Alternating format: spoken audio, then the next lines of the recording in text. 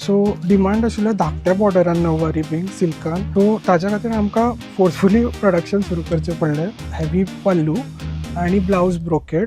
हातून patterns bin सगळे वेगळे वेगळे आसा, रेंजूय वेगळ्यो वेगळ्यो आसा. सो ही आसा ती परत दुसरी बॉर्डर, दुसरो मटेरियल विथ हेवी पल्लू येता. ही परत वेगळी येतली. हाचो लुकूच वेगळो येता फूल. हाका मशरू मटेरियल म्हणटात, मशरू सिल्क मिक्स.